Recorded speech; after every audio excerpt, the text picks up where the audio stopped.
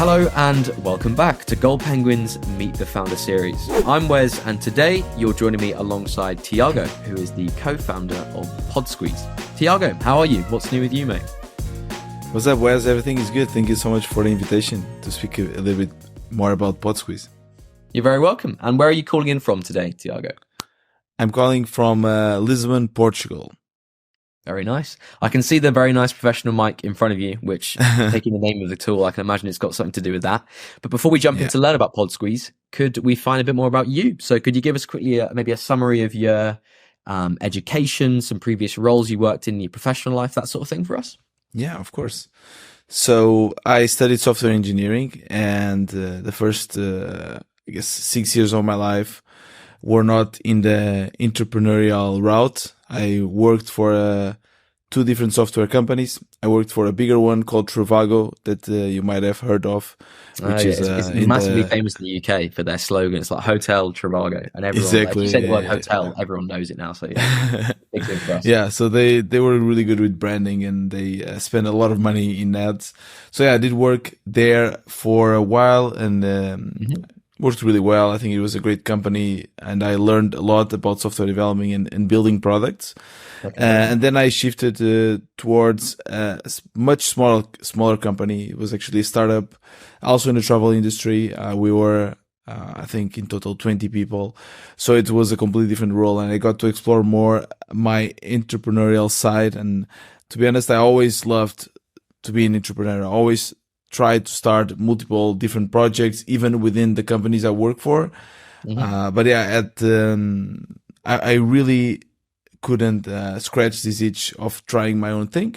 Yeah. So at the same time, COVID hit, and all the travel companies or travel related companies kind of died. And especially being a small startup, we immediately lost all of our clients, and from one day to the other, 1 month to the other, the company was making zero sales. So for a while, we were just trying to stay afloat, and then eventually the company was actually sold to Trivago. So then I went back to the original company.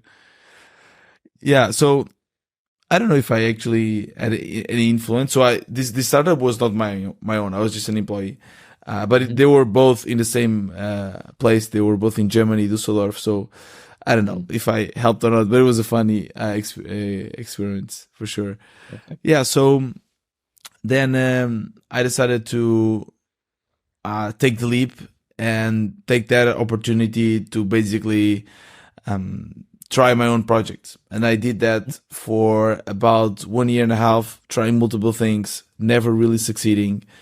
And in the beginning of this year, I started working with my co-founder, João. He's also Portuguese. He has more a designer background, so we have really nice complementary skills. And we know each other for years. And I knew that we would eventually work together. And yeah, we did. He's also a freelancer, also trying always his entrepreneurial projects. And we tried a few things. And one of those things was Podsqueeze. And we started basically end of Feb, beginning of March. That's when we did the proper launch of Podsqueeze. And it's a tool. I guess we'll be speaking a little bit more about it, but it's a tool to help podcasters repurpose their content using AI. And it's been growing really well. We are about to reach 400 paying clients, more than around 6,000 registered users. Oh, wow. And congratulations. Thank you very much. It's been a really interesting journey. Being in Portugal, can I ask what sort of thing you do in your free time? Any surfing, any sort of out and about activities, or what sort of hobbies do you have? Funny you asked this, because a lot of people connect Portugal with surfing, but I believe surfing is something that it's quite recent. When I was growing up, surfing was not that a big thing. I mean, there were some people doing that, but yeah, most people wouldn't do it. I do like to sail. It's something that I'm really passionate about. So yeah, given that we have the ocean just here, I do sail a lot every time I have a chance. It's a quite expensive sport, so fortunately now the Podsqueeze is making a little bit more money, and I get to explore more that hobby. But yeah, it's something that I really love to do. Got the goals set. Okay, cool. So in terms of Podsqueeze, I'd love to jump in and hear a bit more about it. So you brushed over briefly what it does and who it's for then. Could you quickly summarize it for us? And a bit about sort of, what Podsqueeze gives you as a user? Yeah, sure. So basically, I'm a podcaster myself. I love podcasting. I've heard a lot of different podcasts, and I learned a lot. And when I started my journey as a indie hacker, as they call it, or entrepreneur, I started out as well at the same time my podcast, and that gave me a great chance to start chatting with a lot of other entrepreneurs. I always say to people, if you want to learn something new, just start a podcast, because if I would go to someone like a real expert and ask for 1 hour of their time, they will probably say no. But if I say, hey, just a feature in my podcast, they will say yes. And it's basically the same. And I get to ask all the questions. So yeah, I love that. And I know how hard it is to grow an audience as a podcaster. It's super hard, much harder than I think other mediums like YouTube and TikTok, etc. So when ChatGPT came along, I thought, okay, maybe there's a possibility now to help podcasters to grow their audience. And I do know that a big thing that we podcasters lack of is marketing, and we like to focus more in our content and not so much in gathering and sharing on social media to gather more downloads and listeners. So I thought, okay, maybe Podsqueeze or GPT can help. And the idea of Podsqueeze is that it should be really simple. So you upload your audio file or your video, then we use AI to transcribe the whole episode, and then we use GPT technology to summarize and to create a bunch of written assets from your episode. So you'll get show notes, you'll get timestamps, you'll get tweets, LinkedIn posts, quotes, a lot of assets as well to share on social media, visual assets, etc. And it's something that podcasters were doing already. Like every podcaster, when we release a new episode, you need to write show notes, you need to write titles, you need to write a few tweets or whatever social media you use. And people would take a lot of time to do that. And suddenly you have a tool that can do this for you in 5 to 10 minutes. So I think a lot of podcasters were really happy with this solution. Okay, very cool. And obviously you mentioned then the idea came from yourself podcasting. Was there like a single moment in time where you and your co-founder were sat down and you thought, we have something here, we can make a tool, we can automate things, people need this. People don't want to spend time doing this, or maybe, hire a VA to do this for them. Was there one moment in time where you thought this could work? Yeah, so we were just brainstorming one night, and we were like throwing a bunch of ideas. And one thing for sure, we thought that we wanted to use GPT because we thought it was a revolutionary technology, and we had to take a chance and try it out. So we were just brainstorming around GPT and thinking, what can we do? And I threw around that idea because I knew, as a podcaster, he's not a podcaster, even though he likes to listen to a lot of podcasts. I knew how hard it is to create all of these assets. So I thought, hey, now there is the technology for it, because actually maybe a year ago, we didn't have this technology, both for transcription, but as well, GPT just, I think, caught everyone by surprise. We were not expecting this. And then along with that, I think, yeah, you're right. Yeah, definitely. And what I told my co-founder was, hey, even if the transcription is not super good and misses a few words, GPT is smart enough that it can still get that. Yeah. And so we're just throwing that idea around and thought, okay, this is cool. We immediately saw a way to monetize it as well, both to single podcasters or even agencies that, as you said, already pay VAs or already pay content creators to do this for them. So we kind of thought, okay, this might work. And we always have this approach, okay, let's try to build it as fast as we can. Let's try to make an MVP and actually test with our users, because up until someone actually start paying for it, you have no idea if it will work or not. Yeah, so yeah, we for the first week we built the first prototype. We shared with a few friends. They liked it. In the second week, we introduced monetization and payment methods, etc. And from then on, we immediately saw a huge traction. People were lining up and really having patience for the bugs we had and helping us figure them out. So from then on, I guess from the second week, we realized it was a good tool. Yeah, good signs anyway, certainly. You mentioned obviously there's a few hundred paid users at the moment. Can you run us through the revenue sources of the tool? So how are you making money? Is it sort of a flat subscription fee that is paid per month, or how does it work? Mm-hmm. It's subscription based, and we have monthly and annual plans. So the only thing that changes, so we do have first of all a free plan, because we want people to test the tool, and smaller podcasters that are not making a lot of money, they can still use it. And this free tool offers you 50 minutes per month for free that you can use with your RSS feed. So you can just upload copy paste your RSS link, select an episode and convert it. Then from then on, we just increase the number of minutes that are available for you. So I think the second tier, or the first paid tier, is 160 minutes, and it's $15 per month. And it's obviously cheaper if you get the annual plan. So if you get the annual plan, it's you get 2 months for free.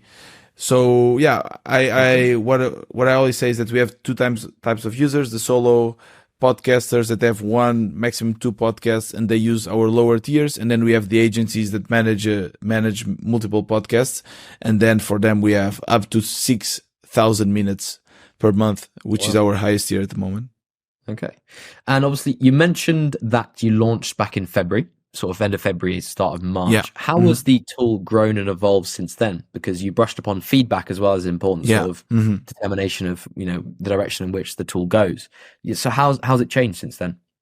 Yeah. So, as I said before, we started really with the MVP, with the minimum set of features that would already somehow test the market. And the first thing we did was only connected with the RSS feed. So we launched it, and we knew that it was very incomplete. And my approach, and Joan's as well, is always to listen to the users. So we have chat, we have email, we're always communicating with our users. And obviously the first thing that everyone was saying is, hey, I need a way to upload our episodes, because show notes, titles, all of this needs to be created before actually uploading and being available in the RSS feed. So that was the most obvious feature. We knew that we would need this. And from then on, we have been adding a lot of assets. So we had LinkedIn posts, we had keywords, the quotes.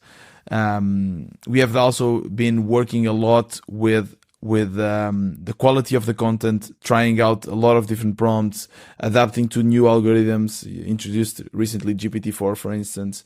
And also little operational things. So especially for bigger agencies that need to manage multiple podcasts, they need to create different folders so they can better organize the podcasts. They need to move the episodes around. They need to rename them. So these are small features that might not seem super crucial at first, but we got so much feedback of people saying, like, we need this because that's the only way to make it work. So those are a lot of things. I mean, we have been basically shipping new features almost in a weekly basis. So there's a lot of things we've done. Very cool. Obviously, there is quite a big use case for it, I imagine, because you mentioned the agencies that manage loads of podcasts.